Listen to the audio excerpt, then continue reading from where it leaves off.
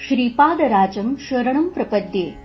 सद्गुरुनाथ परमपिता परमात्मा श्री गोपाल बाबा महाराज की जय. श्रीपाद श्री वल्लभ चरितामृत लेखमाला, लेखक क्रमांक 34. तर मग श्रीपाद श्री वल्लभ चरित्र नाकारायचे का? समर्थ रामदास नाकारायचे तर श्रीपाद श्री वल्लभ चरित्र नाकारायचे का? मागील आठवड्यात मित्रवर्य अवधूत कृपांकत सूर्योपासक रामभक्त शेलार मामांच्या बोलविण्यावरून गडहिंग्लज जवळील सामान गडावर 5 दिवस राहायला मिळाले. तेथील ओंकार पठार हा प्रभू रामचंद्रांच्या वनवास काळाशी निगडीत असल्याने साहजिकच तेथे हनुमंताचा संदर्भ येतो. पुराणातील हा हनुमंताचा संदर्भ मग इतिहासात समर्थ रामदास व श्री शिवछत्रपतींशी येतो.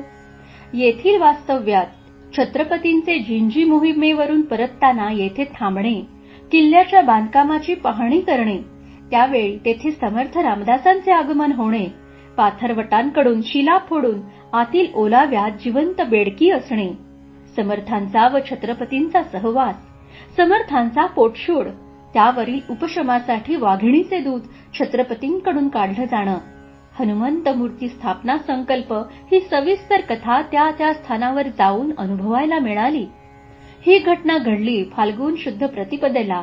तोपासून या तिथीला प्रतिवर्षी हनुमंताची यात्रा, वाघिणीचे गुहेपर्यंत पालखी जाणे, तत्कालीन गडकऱ्यांच्या घरांना मिळालेले पालखीचे मान, कोणत्या मानकरीला पालखीचा पुढचा दांडा, मागचा दांडा, छत्र, अब्दागिरी, मशाल इत्यादी आज तागायत सुरू आहे. तत्कालीन एकूण 360 मानकरी गडकरी घराणे आहेत व हे सर्व खेळीमेळीच्या वातावरणात सुरू आहे. पण मी ज्यावेळी वरील मला समजलेला इतिहास इतरांनाही समजावा, दुर्गप्रेमी, शिवप्रेमी, इतिहासप्रेमी यांनी तेथे भेट द्यावी या उद्देशाने लिहिलेल्या लेखात समर्थ रामदासांचा उल्लेख पाहून असं घडलं नाही. हा बामणी कावा वगैरे कमेंट्स करण्यात आले. समर्थ शरीराने ब्राह्मण असल्याने असे होत असावे. खरं तर समर्थांनी संन्यास घेतला तेव्हापासून त्यांना धर्म, जात, घरदार, धनदौलत, संसार, आडनाव, गाव अशी कोणतीही उपाधी राहिली नाही. आता श्रीपाद श्रीवल्लभ चरित्राकडे वळूया. दत्तभक्त मग ते कोणत्याही जातीचे असोत, या चरित्राचे पारायण वाचन करतात. आपली सुखदुःख निवारण्यासाठी विनंती संकल्प करत ग्रंथ वाचतात. अक्कलकोट, गाणगापूर, कुरवपूर, पिठापूर, गिरनार भेट देतात. पूजा अर्चा, होम हवन, अनुष्ठानं, व्रतवैकल्य, उपवास, अन्नदान सगळं करतात. दत्तप्रभू इतके भक्तांच्या नसानसातून भरून वाहतात. याच ग्रंथात नरसिंहवर्मांना तुम्ही धर्मरक्षणार्थ महाराष्ट्र भूमीत श्री शिवछत्रपती म्हणून आगामी शतकात याल तेव्हा माझा हा मोठा भाऊ समर्थ रामदास होऊन तुम्हाला गुरुस्थानी असेल अशा प्रकारचं संभाषण श्रीपाद श्रीवल्लभ चरित्रात आहे. रामदास नाकारायचे तर श्रीपाद श्रीवल्लभ चरित्र नाकारल्यासारखे होईल. याच संभाषणात श्रीपादांनी सांगितलेले त्यांचे दुसरे मोठे बंधू श्रीधर स्वामी म्हणून आत्ताच होऊन गेले. सर्व जातींमध्ये त्यांचे शिष्यवर्ग आहेत, त्यांना मात्र विरोध नाही.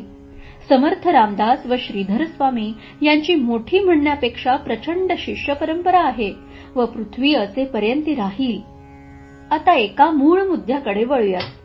ब्राह्मण म्हणून समर्थ नाकारायचे तर अत्री अनुसयेच्या पोटी अवतरलेले दत्त, अप्पलराज सुमती पोटी अवतरलेले श्रीपाद श्रीवल्लभ, माधव अंबिका पोटी अवतरलेले श्री गुरु नरसिंह सरस्वती स्वामी महाराज, तेलंगी ब्राह्मण शेगावचे गजानन महाराज, भारद्वाज गोत्रोत्पन्न साईबाबा, शंकर महाराज, पराशर गोत्रोत्पन्न सद्गुरुनाथ परमपिता परमात्मा श्री गोपाल बाबा महाराज हे सर्व ब्राह्मण परिवारात आले.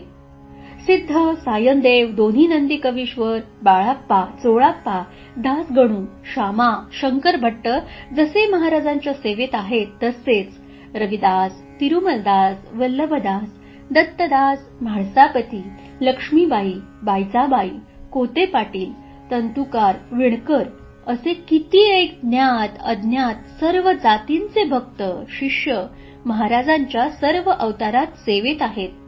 कोणत्याही चरित्रात ना चरित्र नायकाच्या ना त्याच्या भक्ताच्या शिष्याच्या जातीचा उल्लेख आहे. असे असताना आपण श्रीपादांना डोक्यावर व त्यांच्या भावाला पायतळी का घेतोय? खरं तर अध्यात्मात एक एक पायरी चढताना एक एक भेद गळून पडत असतो.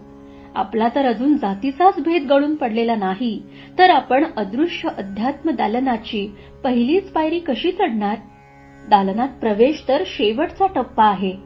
हिराचंद गोपालचंद कोठारे, दिगंबरा दिगंबरा श्रीपाद वल्लभ दिगंबरा.